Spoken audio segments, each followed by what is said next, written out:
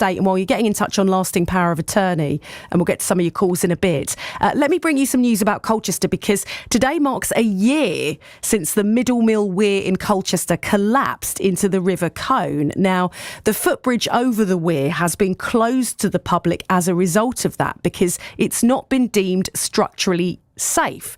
So that means you've got about a 10 to 15 minute detour to cross that river just on the outskirts of the city centre and close to Lower Castle Park.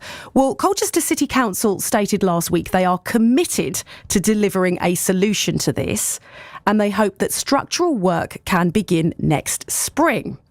Residents in the area, though, don't appear to be too optimistic. Have a listen to one here. This is Michael, who says he questions where the council's priorities lie concerning repairing the Weir. It inconvenience a lot of people locally, I've noticed, like the sports fans, and they want to play sports and football, and even if there's a play area, and if you were this side, you've got to walk right round for the play area for the wee children, so it's inconvenient. You know, I mean, I appreciate the lacks of funds and this, that they're always harping on about, but they seem to find monies for other projects that's not that relevant to the bridge, in my opinion.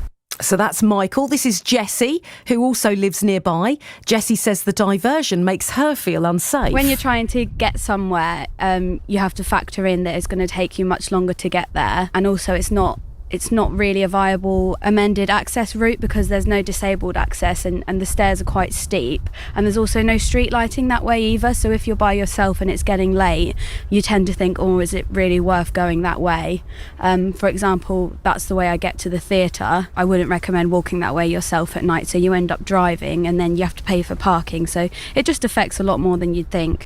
And Howard, who regularly uses the park, isn't optimistic about the plans either. Not the end of the world for me, but it feels like it's something that could have been fixed a lot quicker than it has been. I don't know if the weir is important for the water flow or not, really. It doesn't seem to have been a major problem, but I'm not sure what's further upstream, whether it's a problem or... and nothing's flooded yet, so I suppose we're all right. I wouldn't be at all surprised if it doesn't happen for another year or two. I don't think it's a massively high priority for the council. If you've got some thoughts on this, give us a ring, drop me a message, let me know. Tony Bland created a petition to reopen the footbridge and has organised a protest outside the Weir today, hoping the council's going to take more action. Tony, good morning to you. Hi, good morning. Good morning. So what's your thoughts on the situation and where we're at with it now, Tony? Well, we've made a little bit of progress because the council, as a result of our actions and the feelings of the people that you just played, has led the council to make a promise about the next phase. But I do want to listen and hear to what's happening after that, because I think all that the council has promised at the moment is they'll go through the right processes with the right agencies and contract somebody to pull out the old weir structure that collapsed by, I think in the paper it said April. Well, that's very good, but then we'll be 1 year and 5 months on from this when people still can't use the footbridge. And as people say, I hear so many stories. I'm a property manager. I manage a block of flats with 200 people in it, just 200 foot up along the river from the weir. And it impacts everyone. People walk their kids to school that way. Mr. Leonardi walks his mum that way. She's 91. You know, she's lived there all her life. My sister lives a couple of streets away. It impacts her the same. Walk into town, walk into the theatre. And I live just a couple of streets further up than that towards North Station. And what I'm trying to do is amplify and draw attention to the real sense of frustration and even in some cases annoyance with the lack of council action between the two bodies, Colchester City and Essex County. And I want to understand what they're going to do next. Well, we're going to be speaking to David King, who's leader of the City Council, in just a moment, and I will ask that very question for you. And as you say, you know a lot of people, you yourself, local to the area. Can you see it being sorted out anytime soon? Well, let's talk about what soon means. I mean, April's round the corner. Hopefully it'll be spring soon. The days will get longer. But this one, no, it's a long haul, I think. I think the reason Essex have shut the bridge and, in fact, forced Colchester City to spend the money to put up an 8-foot fence is because the Weir structure has been lying against the side of that footbridge for a year now, and it also had the sandbags added that Colchester put there to shore it up, and that's putting pressure on the footbridge. It makes it unsafe, I understand that, but I think even once the Weir structure is removed from the river, there will need to be further surveys done. There'll need to be discussions between the two bodies about how to do and what to do. And I think this is the long haul. And so, I think residents, we pay our council tax.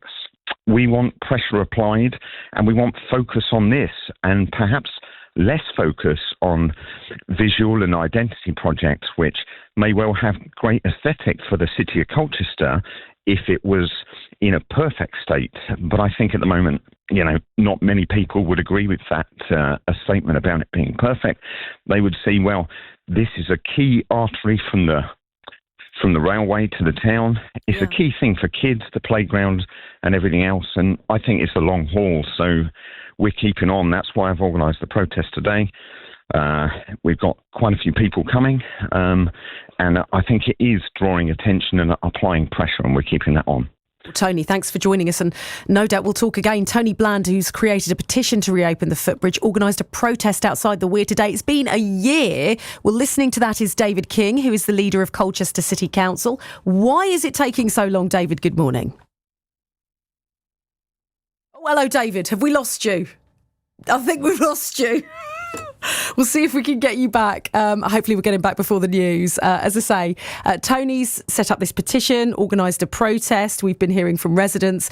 I've lived in Colchester all my life. I'm very, very familiar with it. I used to live very close to that, go to North County Primary when I was little and would walk past it every single day. So it's something that's very familiar to me. Take the kids and play poo sticks. So I have memories, that don't date that far back in terms of being a parent myself, to memories that do date quite a way further back when I was little myself of the Weir, and this detour has been in place for a year.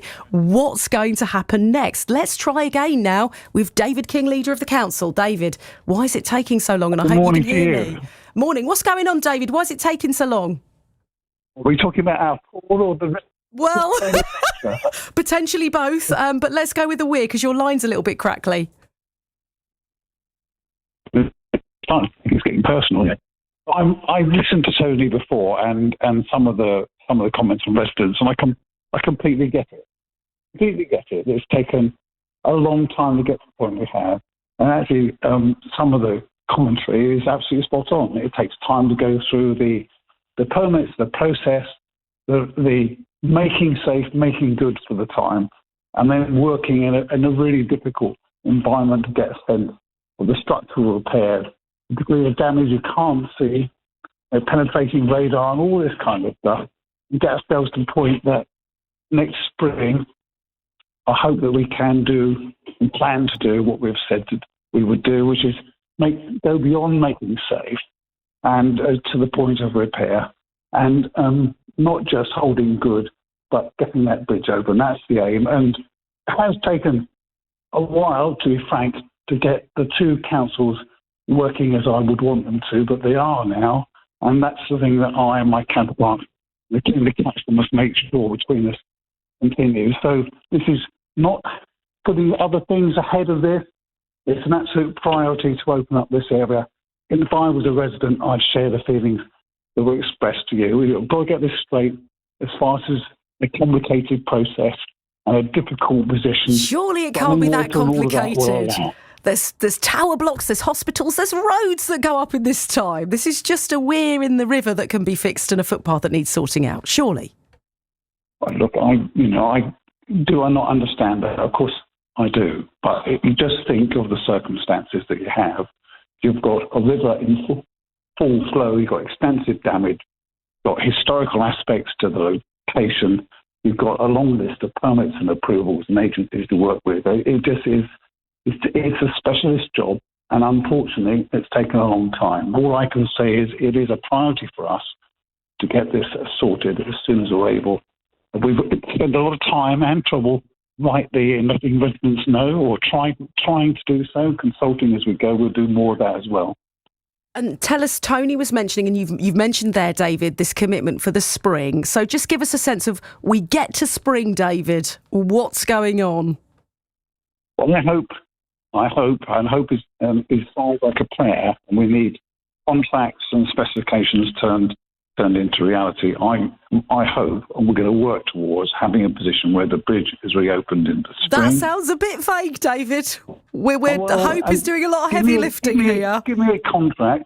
Give me a contractor, or if I can do that, then I'd be beyond vague. This is not vague. This is a commitment to work at best pace between now and then.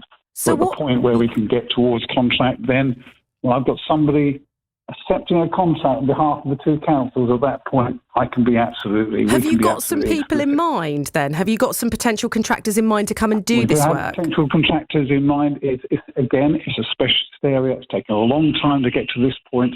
When we've got an announcement to make, trust me, on this at least, we'll make it. So what's going to happen in April, then?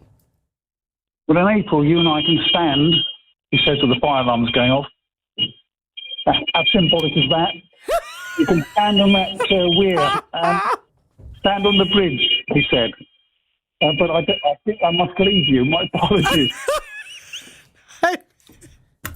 That's David King. I don't know, all sorts was going on in that last few minutes. I think we got some answers about the Weir. We will go back to David, I'm sure, and thank you for your time, David, coming on. That's the leader of Colchester City Council. David King talking about the situation with the Weir. If you're in Colchester, you're familiar with the situation and what's been going on. It's had issues, it's been broken, hasn't it, for a year now, and that footpath, that access has been closed off for all of that time. A lot of residents concerned about it. Having heard what we could hear of David King, are you reassured? Let me know. 8:31 with the latest BBC News.